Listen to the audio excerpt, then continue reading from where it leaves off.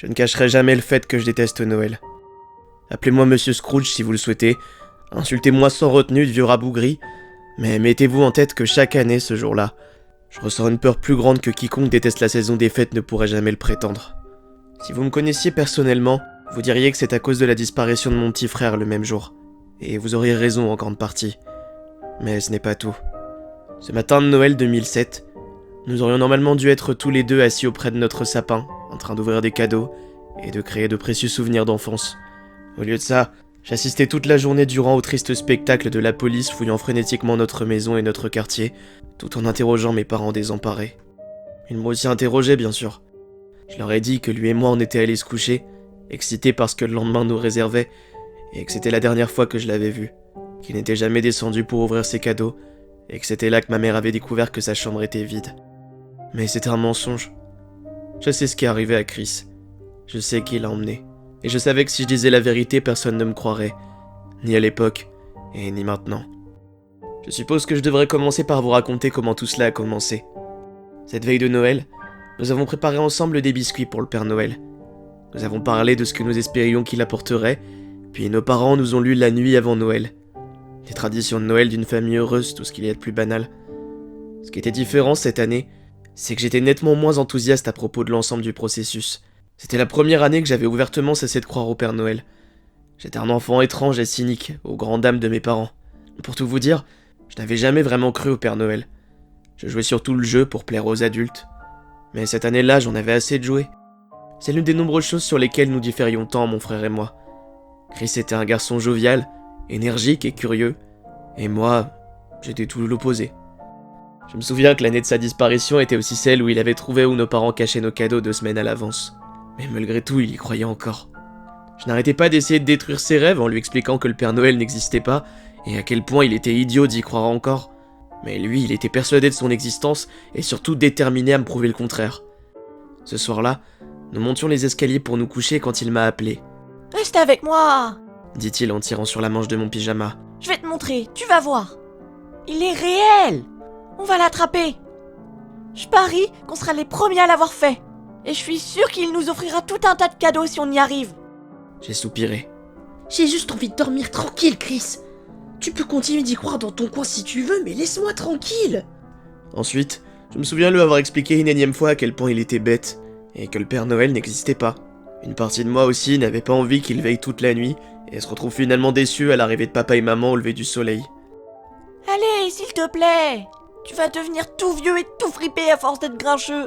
Comme Madame Anderson. » J'ai dû faire une grimace dégoûtée ou quelque chose comme ça, parce que je me souviens que Chris Sahari a fait un sourire malicieux et a dit « Eh bien alors, Madame Anderson, est-ce que t'es sûre de pas vouloir attraper le Père Noël avec moi ?» Madame Anderson était ma professeure de primaire, et je méprisais vraiment cette vieille femme. Chris savait comment me convaincre. « Ok, c'est bon. » dis-je exténué. « Le premier à s'endormir doit attendre le nouvel an pour ouvrir ses cadeaux. » Les yeux de Chris brillaient d'excitation face au pari. Chiche.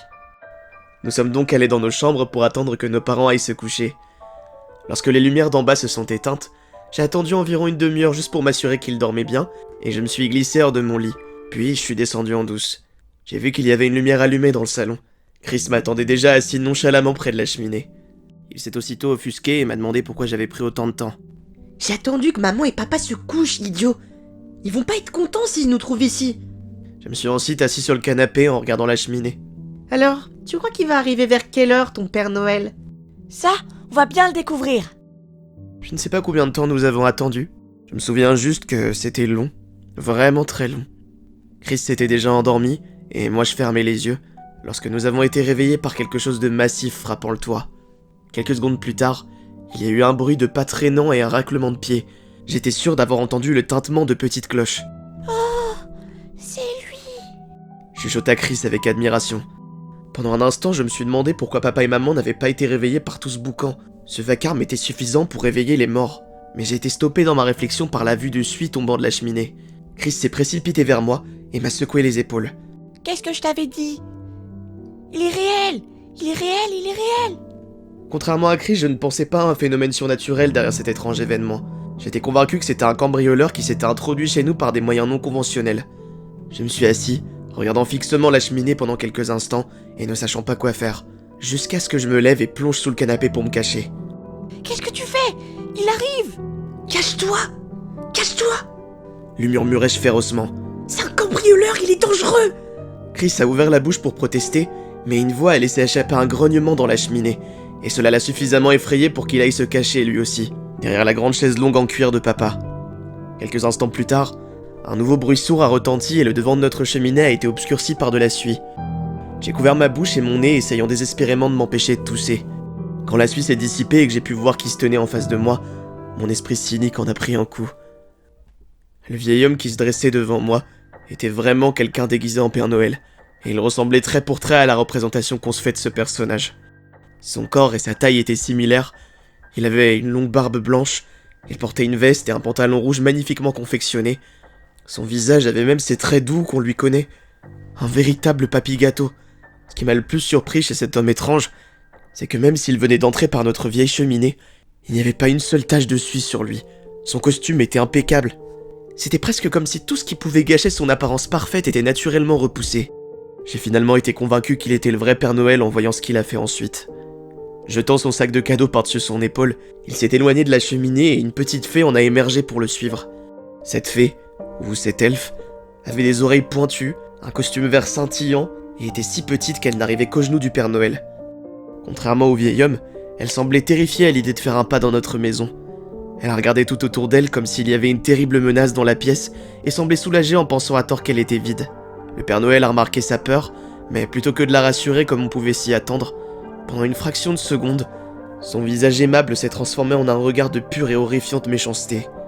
C'était comme si le vieil homme avait été remplacé par un maître fou et impitoyable pour revenir une nanoseconde plus tard. L'expression de l'elfe a aussi changé en un rien de temps. En l'espace de quelques secondes, elle remplissait nos chaussettes de petits jouets et de bonbons avec un sourire gravé sur le visage qui semblait prêt à craquer à tout moment. Étant trop petite, elle avait dû utiliser une sorte de magie pour l'éviter afin d'atteindre les chaussettes. D'un pas déterminé mais calme, le Père Noël s'est dirigé vers notre arbre. Puis, il a sorti 2 gros cadeaux de son sac et les a placés sous le sapin. Il s'est dirigé vers l'endroit où nous déposions son goûter traditionnel. L'elfe en avait fini avec son travail elle aussi, mais le Père Noël n'était pas enclin à partager avec elle. Elle se tenait juste là à côté de lui, attendant qu'il finisse, se touchant les mains dans des mouvements nerveux. Toute cette scène ressemblait à quelque chose tiré directement d'une émission spéciale de Noël, mais même à mon jeune âge, je pouvais dire qu'il se passait quelque chose de plus grave. Ce que j'essaye de dire, c'est qu'il semblait qu'ils essayaient de paraître fantaisistes pour l'amour de la fantaisie, comme si tout cela n'était qu'un grand numéro qu'ils mettaient en scène. La petite elfe passait à peine pour une actrice convaincante, et la défaillance momentanée du Père Noël n'a fait que cimenter mes soupçons. C'était quelque chose que j'étais incapable d'expliquer pleinement à l'époque, mais que je peux exprimer maintenant. Ça ressemblait à une ruse. Chris est tout de suite tombé dans le panneau. Il devait être trop jeune pour remarquer les signes sinistres que j'avais pu détecter. De mon angle de vue sur le sol, je pouvais le voir dans sa cachette. L'expression de son visage m'a dit tout ce que j'avais besoin de savoir. Il était complètement amoureux de ces 2 personnages. À ma grande horreur, il est lentement sorti de sa cachette derrière la chaise. Je voulais l'appeler, lui dire de rester là où il était, que ces 2-là étaient des étrangers, qu'il n'y avait aucun moyen de savoir ce qui se passerait une fois qu'il saurait que nous étions là. Mais cela nous aurait trahis tous les deux. Ce n'est pas comme s'il m'aurait écouté non plus. Qui ne ferait pas confiance au Père Noël? Waouh! C'est bien toi? Murmura-t-il à nos étranges intrus. Le Père Noël et son elfe se sont tournés pour trouver Chris debout au milieu de la pièce. Tous 2 avaient cette fausse expression de surprise qui n'a fait que me déstabiliser davantage. « Regarde ça, Annabelle, je crois qu'on nous attendait !» a dit le Père Noël avec un sourire chaleureux. « Je voulais prouver que tu étais réel !» a répondu Chris joyeusement. « Et à ce que je vois, tu l'as fait !» Le Père Noël s'est assis dans le fauteuil de mon père et a fait signe à Chris de s'asseoir avec lui, sur ses genoux, ce qu'il a évidemment accepté. « Oh, Père Noël, j'ai tellement de questions. Est-ce que les rennes sont sur le toit? Est-ce que je peux les voir? À quoi ressemble la vie au pôle Nord? Oh, j'aimerais tellement pouvoir y aller un jour. » « Tu verras ça en temps voulu, » a déclaré le Père Noël en souriant à sa remarque. Quant à l'elfe, elle avait perdu toute couleur sur son visage. Elle ne faisait aucun mouvement. Elle était complètement figée tandis que les 2 étaient assis ensemble. Mais son expression était suffisante pour me dire que quelque chose d'horrible était sur le point de se produire. « Je savais que t'étais réel. Je le savais. » a dit Chris. « J'ai hâte que tout le monde entende parler de ça. » Oh, malheureusement, ça n'arrivera pas, Chris, a déclaré le Père Noël en serrant l'épaule de mon frère de sa main gantée. Hein? Pourquoi? Je dois garder le secret? A-t-il demandé confus. Le Père Noël a ri d'un rire profond et diabolique, bien différent de celui qu'on lui connaît. Penses-tu honnêtement que tu es le seul enfant à avoir réussi à me voir? Qu'à travers l'histoire, les nombreux petits-enfants du monde n'ont pas fait comme toi pour me trouver? Chris a remué la tête, mal à l'aise. Je suppose que non. Vois-tu, Chris, les enfants ne sont pas dignes de confiance. Ils sont la progéniture ignorante, cupide et égoïste des humains. Au fil des ans, j'ai pu me nourrir de ces sentiments et les humains ont joyeusement blanchi ma personnalité afin d'assouvir leurs désirs sans culpabilité. C'est la saison parfaite pour une histoire sur la noirceur du monde. Tu n'es pas d'accord, mon garçon? L'excitation sur le visage de Chris avait complètement disparu. Il commençait enfin à comprendre. Les enfants qui me cherchent veulent toujours quelque chose, a déclaré le Père Noël avant de poursuivre. Des possessions toujours plus dénuées de sens et d'intérêt, la satisfaction de leur curiosité ou une simple preuve que j'existe. Cependant, il y a toujours un prix à payer pour enfreindre les règles et trouver quelque chose qui n'est pas destiné à être trouvé. Tout au long de cette conversation, l'elfe commençait à rassembler les cadeaux qu'ils avaient apportés avec une pointe de réticence. Elle avait même réussi à faire réapparaître comme par magie les biscuits mangés par le Père Noël. Elle débarrassait la maison de toute preuve de leur présence. Puis, la main du Père Noël a serré fermement l'épaule de Chris. Je ne suis jamais contre un coup de main supplémentaire. Et les enfants qui m'ont vu et qui ne pourraient jamais garder un tel secret sont les candidats parfaits. Une expression de peur absolue est alors apparue sur le visage de mon petit frère. Tu n'es pas le premier, et tu ne seras certainement pas le dernier. Se tournant vers son elfe, le Père Noël lui a aboyé un ordre. Annabelle, c'est l'heure. Transforme-le maintenant. Non, s'il vous plaît, ne me faites pas. A balbutié l'elfe. Le Père Noël lui a lancé un regard cruel, puis il a fait un signe étrange avec sa main qui s'est accompagnée d'un son de tintement. Mais aussitôt, l'elfe a commencé à frénétiquement griffer son visage, enfonçant ses ongles dans sa propre peau. Elle hurlait de douleur, incapable d'arrêter de se faire du mal. Après de longues secondes, le Père Noël a à nouveau agité sa main, la libérant de sa torture. Son visage était maintenant couvert de griffures et dégouliné de sang. Chris a crié et a sauté des genoux du Père Noël, essayant de se précipiter hors de la pièce. Mais le vieil homme a fait un autre mouvement avec sa main, et Chris s'est arrêté net. Comme s'il était possédé, mon frère s'est tourné pour lui faire face, les yeux écarquillés de peur. Il était sous le contrôle de cet horrible vieil homme. Oh, mon petit, tu ne comprends donc pas. C'est trop tard pour toi à présent, a-t-il dit triomphalement. Accepte ton destin. Et avec un sourire pervers, il s'est tourné et il a regardé la petite elfe. Je devrais vraiment commencer à te faire porter du rouge. Au moins le sang ne se verrait pas autant. Vas-tu faire ce qu'on te dit maintenant, Annabelle? Ou dois-je réfléchir à quelque chose de plus convaincant pour te punir? L'elfe a laissé échapper un gros sanglot. Elle a repris ses esprits, a soufflé et a levé des yeux pleins de tristesse vers mon frère terrifié. Je suis désolée, a-t-elle dit d'une voix triste et aiguë. D'où j'étais, je pouvais voir ses larmes se mêler au sang alors qu'elle sortait une petite baguette en argent cachée dans les plis de ses vêtements.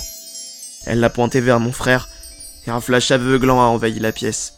Il m'a fallu un certain temps pour recouvrir la vue, mais quand cela s'est fait, j'ai vu le Chris que je connaissais disparaître devant moi. Tout son corps avait l'air de fondre sous mes yeux. Sa chair tombait et se reformait dans d'horribles bruits. Lorsque la transformation s'est terminée, il était plus petit et plus trapu. Ses oreilles étaient devenues pointues. Son nez était rond et rouge, comme s'il était resté dehors dans le froid. Même ses vêtements avaient changé pour un uniforme rouge semblable à celui du Père Noël. Il ressemblait à une caricature de lui-même. Il a dû avoir tellement peur. En regardant sa nouvelle forme, il n'a pu laisser échapper qu'un pitoyable couinement, sous les rires satisfaits du Père Noël. Merveilleux. Moi, j'étais toujours allongé sous le canapé, en larmes, essayant de couvrir mes pleurs en serrant le tapis dans mes mains. Tandis que cet horrible vieil homme et cet étrange elfe en pleurs traînaient mon frère dans notre cheminée, j'ai pu saisir le regard de Chris qui semblait désespérément m'appeler à l'aide. Mais que pouvais-je faire? Comment aurais-je pu combattre deux êtres magiques sans me retrouver dans la même horrible situation? Alors, j'ai rien fait. Ils sont sortis de la cheminée avec Chris, en utilisant leur étrange magie. Et ce fut la dernière fois que je vis mon petit frère. Pendant presque toute la nuit, Je suis resté sous le canapé en pleurant doucement. Dans mon état de choc, je n'avais pas la force de faire grand-chose d'autre. Mais lorsque j'ai vu le soleil se lever lentement depuis la fenêtre, j'ai su que je pouvais sortir en sécurité de ma cachette et retrouver le chemin de ma chambre. Le reste, je suppose, est sorti de ma mémoire. À ce jour, je déteste ces terribles vacances. Je ne décore pas, je ne fais pas de cadeaux, je ne vais pas aux fêtes, je ne vivrai jamais dans une autre maison avec une cheminée. En fait, je refuse même de visiter des maisons qui en ont à cette période de l'année. Ne me parlez même pas des Pères Noël du centre commercial ou dans la rue.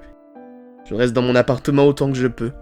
Dans ma paranoïa, il m'arrive même de rester enfermé tout ce mois de l'année, parce que je sais que quelque part dans le monde, il y aura des enfants malchanceux qui seront enlevés. Je ne sais toujours pas pourquoi je n'ai pas connu le même sort que mon frère. N'a-t-il jamais dit à ses ravisseurs que j'étais là aussi? Pouvait-il vraiment garder un secret aussi longtemps? Pouvait-il, d'une manière ou d'une autre, lui arracher la vérité? Chaque année depuis cette nuit-là, je suis terrifié à l'idée qu'il vienne me chercher à mon tour. Peut-être que ce qui me protège est le fait que je suis resté silencieux toutes ces années, sans jamais dire à personne ce qui s'était réellement passé. Et je ne peux que supposer que Chris a fait de même. Des gens là-bas doivent se demander pourquoi je ne dis rien à son sujet. Pour être honnête, je ne dis rien parce que je ne sais pas ce que le Père Noël pourrait me faire. Je veux dire, il n'y a aucun moyen pour qu'il puisse transformer un adulte en elfe, n'est-ce pas? Enfin, par-dessus tout, je voudrais savoir ce qu'est devenu Chris. Ça me fait mal de penser à ce qui aurait pu lui arriver pendant toutes ces années, et j'ai besoin de le découvrir. Peut-être que si je partage mon histoire avec le monde, quelqu'un là-bas me donnera des réponses. Je peux peut-être l'aider d'une manière ou d'une autre. Cette année, je suis prêt à prendre le risque. J'espère juste que toutes les possibilités inquiétantes que j'ai imaginées ne se réaliseront pas. Le réveillon de Noël approche. Souhaitez-moi bonne chance.